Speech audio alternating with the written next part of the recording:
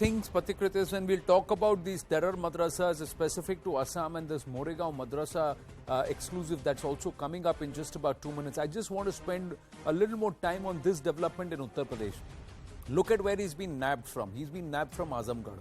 He's a resident of that particular area which has been nefarious for gangs, for arms, for terror outfits, and past terror attacks have also stemmed from this particular region. The other aspect is that a lot of these people are not uneducated. They are all educated with modern education also. A lot of things, sometimes what we have seen is they are all engineering students. They all have a high level of awareness and education. Some of them are doctors, some of them. So it's not that they have just been, madrasa educated. That means they are taught only one particular book. They also have received modern education. But more importantly, how is it that right under the noses of the authorities, social media platforms have been used to radicalize? Look at the bust that happened just a week before last, the weekend, where in 48 hours, nearly 48 people were rounded up across 6 to 7 states in our country. All of them contributing to jihadi material that is being pushed out on ISIS's mouthpiece like Voice of Hind and other mouthpieces. They're also contributing on encrypted channels, platforms, Telegram encrypted platform, Signal encrypted platform, where these people have groups. The UP ATS, what did they say? Beg your pardon, Rajasthan ATS. They said nearly 300 people are part of that entire Sartan Se Juda group, of which 250 are sitting in Uttar Pradesh. That's what their information is. Uttar Pradesh has come out and said that a lot of, and the central intelligence agencies have said that maybe across the country we are busting their phones. In their groups, there are common identities. There are common people who are either admin or members of these groups. They may be existing somewhere in India or somewhere outside the country. Look at the Bangladesh connection that is coming through, the Pakistan connection, the Qatar connection, the Syria connection. It's all there, all around us. Yes, Anand, you are absolutely right. And there is a major challenge. Why actually Uttar Pradesh becomes a point of convergence? There are two reasons.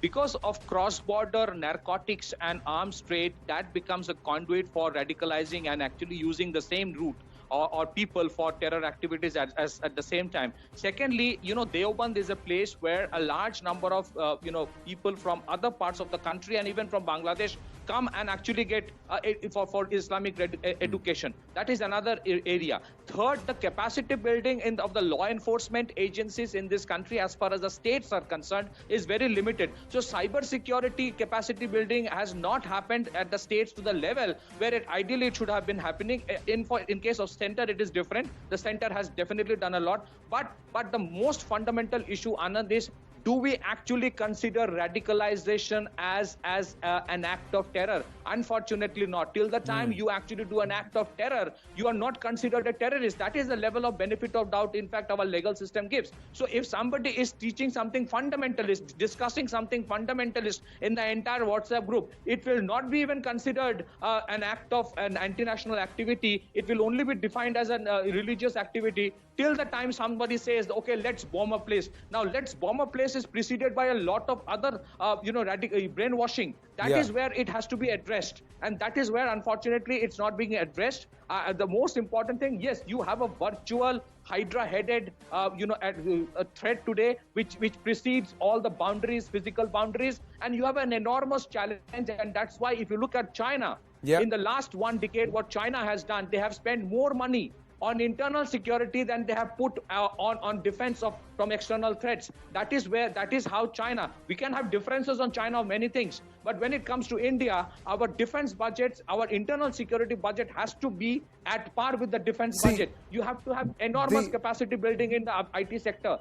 And not just that, yes, there has to be one aspect, like you said, that they have to be radicalized to a particular level to be able to decide that it's okay to butcher a person, it is okay to bomb a place, it is okay to murder somebody because you have a religious difference with that particular person, or you have been so groomed to push for a pan-Islamist agenda and you believe that pan-Islamist agenda is fair and right, even in India.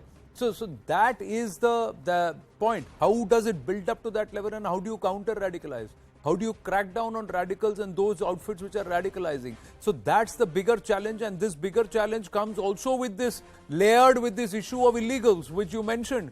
4 crore illegals in our country, and they are all coming through the porous borders. One only knows what their agenda is. We are not saying all 4 crore illegals are radicals. But amidst these 4 crore, even if there are 400 of them, imagine the damage that they can cause and what they can push and perpetrate. That's the challenge, and we are going to move on to that. This is the big CNN News 18 exclusive news break from Uttar Pradesh, where an ISIS lone wolf has been nabbed. His intentions, the interrogation details, interrogation is still going on. We've shared some details. We should have more information about what his modus operandi was. An electrician from Azamgarh whose work plied his wares in Mumbai and in touch with serious recruiters in the Islamic State in Syria. Now to the other big one. Pathikrit Payne was talking about which are the hotbeds, these madrasas of terror. Not all of them, some of them. It all comes down to what is happening in Assam. Now, we put out some details of Ansarullah Bangla female operative Zohra Khatun, a 20-year-old who was nabbed. Now, she's the wife of this man on your screen. This is again a CNN News 18 exclusive. You have not seen this picture before. This is the picture of Hujur or Abu Talha. Abu Talha alias Hujur, who's been running and who's been absconding for the last 5 months, ladies and gentlemen. He is the heart of this entire jihadi network which is operating in Assam, and he himself is a Bangladeshi. He is an Ansarullah Bangla operative who was running a radical outfit, radical madrasa. He has taught his 8th pass wife how to operate the dark web. Now, this is a hunt which has been going on for a while of this man whose sketch has now come out. This Ansarullah Bangladesh operative has been active in several parts of Assam. He actually disguised himself as an imam. So he was not only teaching that now bulldozed madrasa, that is the Jamiul Huda madrasa, but more importantly, he was working and very close to the secretary of the Abu Bakr Siddiq Mosque. So a person who is a secretary of the Abu Bakr Siddiq Mosque, Noor Alam, has now also been arrested. And it's all because they were all working with this person. Imagine the crackdown that's happening in Assam and the number of radicals and terrorists who have now made their way from Bangladesh into India. This man, we are given to understand, ladies and gentlemen, had a valid voter ID. It's a serious issue, ladies and gentlemen.